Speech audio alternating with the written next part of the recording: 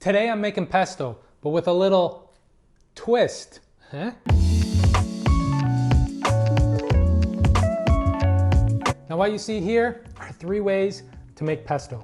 A food processor, a mortar and pestle, and a blender. All 3 will work great. And if I was making a traditional pesto recipe, 100% of the time, my choice would be to use a mortar and pestle.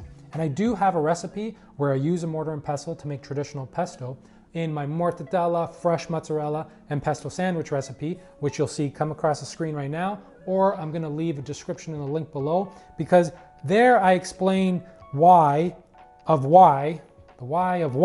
I use a mortar and pestle and what can happen if you use a food processor and a blender to make a traditional pesto recipe. Well, we're not making a traditional pesto recipe today. We're making an avocado pesto recipe that's gonna give us a nice creamy, smooth, luxurious sauce. And that's why I'm gonna go with a blender. Now, if you do want something a little bit more chunky, you can use a mortar and pestle or a food processor and just don't pulse it as much. But I want something smooth, creamy, and luxurious that's just gonna coat the pasta well. And that's why we're gonna use a blender today. So let's go. Let's start by adding salt to a pot of boiling water, then add your pasta, but not straight out of the box like me, because this is just a big mess. I never even do it this way in all of my other pasta videos. I don't know what's going on. Anyways, while the pasta cooks, we will make the pesto. Cook the pasta to al dente because we aren't finishing cooking the pasta in the sauce. Pesto is a fresh condiment to pasta and shouldn't be subjected to any heat other than the pasta and the pasta water. All right, grab a nice big bunch of basil, give it a sniff because who doesn't love the smell of fresh basil? Come on. Tear off the leaves and add to the blender, and this is about 80 grams worth of fresh basil. Next up is the garlic. If you are a garlic lover like myself, go for 3 cloves. If you want to tone it back just a bit, then go with 1 or 2 cloves. Just peel and toss them in the blender whole. I am adding 40 grams of pine nuts to the blender, and if you like, you can toast them, but it's optional. I am not. Now it's time for the avocados. I have 2 ripe avocados. Give them a feel. You want to have some give, but nothing too mushy. You can check under the stem as well, and if it's green, it should be ripe, but I always go with the feel test. With a knife, slice around the avocado, and I got lucky with this one. The pit just fell right out.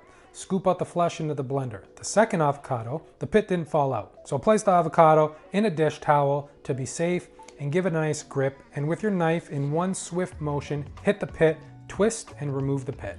And then with your thumb and index finger, grip the knife as close to the pit as you can, give it a pinch, and the pit should just fall right off. And then we're just gonna add the juice of 1 lemon to the blender. This will add flavor, but it's also gonna help the avocado from turning brown. Well, it's gonna slow the process down, that's for sure. Then season with salt, freshly cracked pepper, and some chili flakes for some hot heat. And then finally grate 60 grams of Parmigiano-Reggiano and just add half of it to the blender. The other half we're gonna mix in with the pasta and use for garnish. Now everything's in the blender, so we're just gonna start the blender on medium and then slowly add extra virgin olive oil. Now you can start with about 1/2 cup of oil and go from there to maybe about 1 cup or so until your desired consistency. You can even add half oil, half water if you like, just to cut back on the oil. And once you feel like you are at your desired consistency, speed up the blender to get everything nice, smooth, and luxurious. Scrape down the sides with the spatula, taste and adjust any seasonings, and then add the pesto to a bowl. Look at how creamy, green, and luxurious that looks. I friggin' love pesto. So add your pasta to a big bowl along with a ladle of pasta water, and then add the pesto, and it's time for la mantecatura, mixing away to marry everything together. Add in the rest of the Parmigiano-Reggiano, mix away. This is a dish to eat right away because the avocado is now exposed to more oxygen and it's gonna start to turn brown. And you wanna serve this dish as the vibrant green pesto dish that it is. Plate it up, add a nice little dollop of creamy pesto on top, some freshly cracked pepper, more Parmigiano-Reggiano, and bring it to the table. I love pesto, always have, always will. And this is definitely creamier and more luxurious than your traditional pesto, and that's because of the avocado. But you still get that traditional hit of pesto flavor, just with the addition of avocado. It makes it creamier and it's delicious. So I hope you give it a go. And as always, the full recipe's in the description below. Please like and comment. Don't forget to hit that subscribe button. And until next time, ciao.